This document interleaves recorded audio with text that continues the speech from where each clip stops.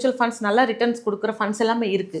15% CAGR கொடுக்கறனால nearly 4,62,000 investment remaining mutual ஃபண்ட்ஸில் உங்களோட இன்வெஸ்ட்மெண்ட் இருக்கும். ஸோ இது நல்ல ரிட்டர்ன்ஸ் தானே. 12%க்குனா நம்மளுக்கு 2,20,000 இருக்குது ரிமைனிங் இன்வெஸ்ட்மெண்ட். அதே 15%னா நியர்லி 4.5 lakhs கிட்ட இன்வெஸ்ட்மெண்ட் இருக்கு. நெக்ஸ்ட் நம்ம வந்து ஃபிக்ஸட் டெபாசிட்ல பார்க்க வருவோம். ஃபிக்ஸட் டெபாசிட்ல வந்து நீங்க இதே என்ன பண்றீங்கன்னா பேங்க்ல 5 lakhs வந்து இன்வெஸ்ட் பண்ணிடுறீங்க. இன்வெஸ்ட் பண்ணதுக்கு அப்புறம் அங்கேயுமே நீங்க மாசம் ஒரு 6,000 ரூபாய் நீங்க எடுத்துட்டே இருக்கீங்க. 10 வருஷத்துக்கு எடுக்கிறீங்க. அப்பவுமே இங்க என்னாகும்?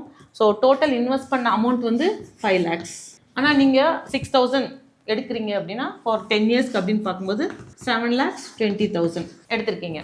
அப்போ அந்த 7,20,000 எடுத்துட்டீங்க அப்படின்னா ரிமைனிங் நெகட்டிவ்ல இருக்கும். நியர்லி 30,000 கிட்ட இருக்கும். அதே 9 yearsல கம்ப்ளீட் பண்ணிங்கன்னா ரிமைனிங் அமௌண்ட் உங்களுக்கு வந்து 6,48,000 உங்க அக்கௌண்ட்ல இருந்து ஃபிக்ஸட் டெபாசிட் போக மிச்சம் 33,000 உங்ககிட்ட பேலன்ஸ் இருக்கும்.